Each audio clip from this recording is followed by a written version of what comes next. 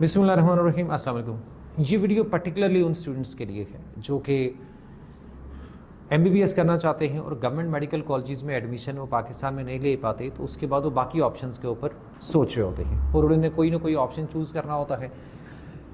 Options में normally जो Pakistani students consider करते हैं ऑप्शंस, उसमें है पाकिस्तान से प्राइवेट एमबीबीएस, चाइना, किर्गिस्तान और इसके अलावा जॉर्जिया या यूरोप के अंदर जाते हैं तो रोमानिया भी ऑप्शन है एक, इसके अलावा इटली है आईमेट के थ्रू।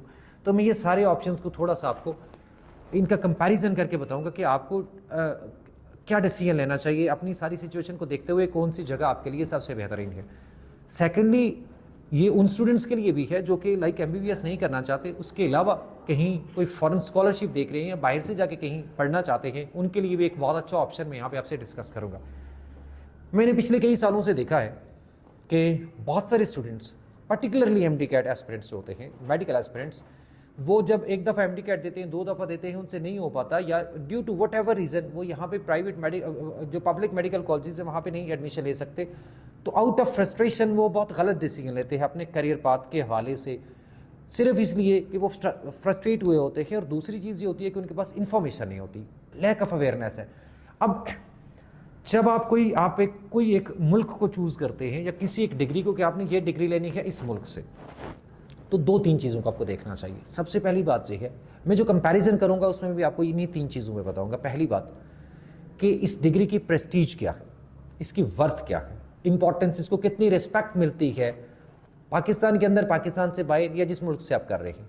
सेकेंड चीज़, number one prestige, number two उसके बाद आपने जब डिग्री कंप्लीट कर ली, आपके 6 साल बाद आपके प्रॉस्पेक्ट्स क्या हैं, आपके लिए स्कोप क्या है पाकिस्तान के अंदर, पाकिस्तान से बाहर। सेकंड चीज़ स्कोप। थर्ड चीज़ आपकी कॉस्ट क्या है, इसको डिग्री को करने के लिए आप कितनी फ़ी आपको देनी पड़ेगी। और उसके अलावा चौथी चीज़ है कि आपका वीज़ा प्रोसेसिंग या बाकी सारी चीज़ें अगर आप बाहर की जाते हैं तो कितना एक आसान है। अब जो पाकिस्तानी स्टूडेंट्स बहुत सारे किर्गिस्तान जाते हैं, नंबर वन में तो उसको क्रॉस करूंगा, उसके लिए वो डिबेटेबल है, कुछ चीज़ें की जा सकती है, कुछ ऐसी यूनिवर्सिटीज़ हैं जिनको कोई कहीं वो रिकग्नाइज्ड भी है और वो सही है। बट किर्गिस्तान में एक ऑप्शन, एक ही सिर्फ चीज़, आपको कोई एक चीज़ बेहतर जो नज़र आ सकती है वो ये है कि फ़ीस कम है, बस। उसके अलावा किर्गिस्तान की डिग्री की बहुत ज़्यादा वर्थ नहीं है, उसकी प्रेस्टीज नहीं है, बहुत सारी यूनिवर्सिटीज़ कोई रिकग्नाइज्ड भी नहीं है, वहाँ बहुत सारे इस तरह के मसाइल भी होते हैं कि लाइक आपको बाद में आके बहुत कुछ सफ़र करना पड़ता है, सो बहुत रिस्क है। और किर्गिस्तान को तो मैं बिल्कुल भी रेकमेंड नहीं करता। चाइना, अब चाइना में बहुत सारे लोग जाते हैं, आप लोगों को शायद मेरी बात से आप डिसएग्री करें, लेकिन मैंने ये देखा जो मुझे समझ आती है, यहाँ पाकिस्तान के अंदर जितने वीज़ा कंसल्टेंट्स हैं वो भी, और बहुत सारी आपकी हमारी जो टीचिंग कम्युनिटी है उसके अंदर से बहुत सारे लोग बच्चों को धड़धड़ चाइना भेज रहे हैं। ये जो है ना, मतलब मैं इस चीज़ से डिसएग्री करता हूँ थोड़ा सा। अब मैं भी ऐसा कर सकता हूँ, अब उसकी, लेकिन मैं ऐसा नहीं कर रहा, मैं इसके खिलाफ हूँ और मैं इस चीज़ से डिसएग्री करता हूँ कि आपको चाइना से जाके एमबीबीएस करना चाहिए। मैं रेकमेंड नहीं करता। उसकी रीजंस क्या है, मैं अपनी रीजंस आपसे शेयर करता हूँ। देखिए, पहली बात यह है कि चाइना के अंदर जो भी टॉप रैंक्ड यूनिवर्सिटीज़ है ना, जिनकी WHO मतलब आपकी जो वर्ल्ड रैंकिंग है, QS रैंकिंग है, उसके अकॉर्डिंग अगर आप देखेंगे तो जो टॉप रैंक यूनिवर्सिटीज़ आती है तो majority of them are not bilingual. वहाँ पे जो मीडियम ऑफ इंस्ट्रक्शन है वो चाइनीज़ है, ठीक। Majority of the top rank universities in China. Pakistani students in universities में जाते हैं, ये शैनजी और दूसरी तीसरी, ये सारी की सारी लो रैंक यूनिवर्सिटीज़ हैं। इनका मेजॉरिटी, बहुत सारी तो ऐसी यूनिवर्सिटीज़ हैं कि जिनका कोई हाल ही नहीं है, बिल्कुल भी कोई क्वालिटी एजुकेशन नहीं है, कोई रैंकिंग में नाम नहीं है, कोई कुछ भी नहीं है। लाइक यहाँ पाकिस्तान में जैसे गली मोहल्ले के स्कूल्स होते हैं, इस तरह की वर्थ है उन यूनिवर्सिटीज़ की, जहाँ से पाकिस्तानी अपने पैसे लगा के वहाँ चले जाते हैं, 5-6 साल वहाँ गुजार के आते हैं और यहाँ आके NLE फिर उनसे पास नहीं होता। इसलिए नहीं होता, वहाँ क्वालिटी एजुकेशन नहीं है। दूसरी बहुत बड़ी बात, आप वहाँ पे जब आप क्लिनिकल प्रैक्टिस करेंगे तो आपको हॉस्पिटल्स में जाना है, हॉस्पिटल्स में पेशेंट्स जो हैं वो चाइनीज़ होते हैं, तो आपको लैंग्वेज बैरियर है बहुत बड़ा। तो आप एक डॉक्टर बनने जा रहे हैं, आप पेशेंट से इंटरेक्शन भी नहीं कर सकते, अपने लैंग्वेज बैरियर की वजह से बहुत अच्छा इंटरेक्शन नहीं कर पाते हैं। आप सीख भी लेंगे 2-4 सालों में, कितनी लैंग्वेज सीख लेंगे चाइनीज़।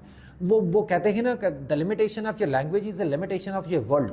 आप लैंग्वेज में जितना लिमिटेड फील करते हैं अपने आप को, वही आपकी एक्चुअल लिमिटेशन है आपकी पूरी दुनिया की एक्चुअली। तो आप एज अ डॉक्टर, आपको प्रैक्टिस आपके लिए बहुत इंपॉर्टेंट है। जितनी अच्छी प्रैक्टिस होगी आपकी डिग्री आप उतना सीखेंगे। आप इंटरेक्शन ही नहीं कर सकेंगे उनके साथ, बहुत अच्छे से नहीं कर पाएंगे, तो आपकी डिग्री की कितने की इंपॉर्टेंस होगी। अच्छा, अब यहाँ इतने सारे लोग क्यों जा रहे हैं इसका भी मैं आपको बताऊँ। देखिए, चाइना जाना इतना ही आसान है कि जैसे मैं यहाँ से आपको किसी जगह से यार ट्रेन की टिकट लेके दे दूँ कराची के लिए, आपने कराची जाना है, या यहाँ किसी बस अड्डे से आपको टिकट लेके दे दे, यहाँ से चाइना जाना यहाँ से कराची जाना एक बराबर है, मुश्किल नहीं है, आसान प्रोसेस है। वहाँ से लोगों को बहुत सारा पैसा आता है, मार्जिन काफ़ी सारा है। चाइना में जो स्टूडेंट्स आते हैं, तो जो भेजने वाले हैं उनको काफ़ी सारे पैसे बचते हैं और वो उनको मार्जिन अच्छा खासा होता है, तो आसान भी है। और कोई उसके अंदर रिस्क इन्वॉल्व नहीं है, कोई कॉम्प्लिकेटेड प्रोसेस नहीं है, बहुत जल्दी हो जाता है, कुछ पैसे भी आ जाते हैं, तो धड़ाधड़ सारे लगे हुए हैं। आपको ये बताएंगे कि आप इधर चले जाएं, ये है वो है, फलां बंदे ने चाइना से किया, वो इंग्लैंड चला गया। ये सारी की सारी चीज़ें, मेरा ख्याल है इसके अंदर आधी से ज़्यादा ऐसी चीज़ें होती है जो फैक्ट नहीं होती हैं। थोड़ा सा खुद रिसर्च किया करें चीज़ों के ऊपर। तो चाइना से इतने सारे स्टूडेंट जो पाकिस्तानी जाते हैं, मैं उसको बिल्कुल भी रेकमेंड नहीं करता। तो आपको अगर ये सारी बातें समझ आती हैं, आप रिसर्च करिए खुद से भी, तो आपको अंदाज़ा होगा कि शायद मैं सही बात कर रहा हूँ। उसके बाद आपके लिए जो रोमानिया और जॉर्जिया का ऑप्शन है ना, जॉर्जिया में वीज़ा थोड़ा सा मुश्किल से मिलता है पाकिस्तान से, वहाँ आपकी फ़ीस भी ज़्यादा है। रोमानिया जॉर्जिया का थोड़ा सा है, ये है कि आपका चाइना से फ़ीस ज़्यादा है, वहाँ रोमानिया के अंदर कॉस्ट ऑफ लिविंग कम है, आपका एडमिशन हो सकता है, लेकिन स्कॉलरशिप्स नहीं है। बहुत कम किसी यूनिवर्सिटी में स्कॉलरशिप आपको मिले, और वो भी आपको 100% तो मिलता ही नहीं है, बिल्कुल भी नहीं है, वो 50% है। और सेकेंडली, जॉर्जिया और रोमानिया की यूरोप के मेडिकल के जो एजुकेशन सिस्टम है उसके अकॉर्डिंग अगर आप कंपैरिजन करें, तो यूरोपियन स्टैंडर्ड के अकॉर्डिंग अभी वो उतना डेवलप्ड नहीं है जितना कि जैसा जर्मनी और इटली का है। अब आपके लिए सबसे अच्छा ऑप्शन है इटली, और मैं अभी इस दफ़ा मेरा टारगेट है कि मैं मैक्सिमम पाकिस्तानी स्टूडेंट्स को, जितने को मैं फैसिलिटेट कर सकता हूँ, मैं इटली भिजवाऊँ। और उसकी रीज़न मैं आपको एक्सप्लेन करता हूँ। देखिए, आपको MBBS करना है तो आपको IMET करना पड़ता है। अगर आपको, पहली बात तो यह है कि आपको MBBS ही करना है। अगर आपको MBBS करना है तो आपको इटली के लिए IMET करना पड़ेगा। MBBS के अलावा कुछ मेजर डिग्रीज ऐसी है जिसके लिए एक और टेस्ट होता है, वो आपको वो टेस्ट देना पड़ता है, टॉल्क कहते हैं उसको। अब टॉल्क दे के भी आप वहाँ पे जा सकते हैं। और कुछ यूनिवर्सिटीज ऐसी भी हैं, काफ़ी सारे BS प्रोग्राम्स ऐसे हैं जहाँ आपको टेस्ट के बगैर एडमिशन मिल जाता है। फ़ायदे क्या क्या है, 100% आपको स्कॉलरशिप मिल जाती है, यानी आपको स्कॉलरशिप इतनी सारी मिलती है वहाँ पे कि आपकी कॉस्ट ऑफ लिविंग, आपकी यूनिवर्सिटी फीस सारी कवर हो जाती है। और अगर तो आप IMET करके जाते हैं, फिर तो इससे बेहतर कोई पाकिस्तानी स्टूडेंट्स के लिए पूरी दुनिया में कोई ऑप्शन नहीं है। हमारे कुछ स्टूडेंट्स इस सब भी IMET करके यहाँ से उन्होंने पढ़ा, IMET पास किया और वो जा रहे हैं, ठीक है। कुछ और पाकिस्तानी स्टूडेंट्स भी हैं जो कि यहाँ से जा रहे हैं, इटली इस दफ़ा भी जा रहे हैं MBBS करने के लिए। और अगर आप यहाँ नहीं तो आप वहाँ जाके भी, आप ये भी तरीका होता है कि आप यहाँ से BS के लिए आप BS करें, BS के लिए एडमिशन लें, टेस्ट के बगैर एडमिशन हो जाता है। आप वहाँ जाके एज ए यूरोपियन आप अपीयर हो सकते हैं, आप IMET में, और फिर आप MBBS में स्विच कर सकते हैं। सो इटली आपके लिए बेस्ट डेस्टिनेशन है जो मैं रेकमेंड करता हूँ। और मैंने बाकायदा से अपना एक प्लेटफॉर्म बनाया है अब्रॉडली के नाम से, जिसमें हम आपके स्कॉलरशिप्स और आपकी सारी प्रोसेसिंग को फैसिलिटेट करेंगे। हमारी जो उधर की जो टीम है, जो आपको वीज़ा प्रोसेसिंग में और सारी चीज़ में आपको सपोर्ट करेगी, वो आपको सारी का सारा फैसिलिटेट करेगी। उसका नंबर मैं यहाँ पे शेयर कर देता हूँ, आपको स्क्रीन पे नज़र आ रहा होगा, डिस्क्रिप्शन में भी आपको व्हाट्सएप चैनल का लिंक मिल जाएगा जो आपका फॉरेन स्कॉलरशिप्स को डील करता है।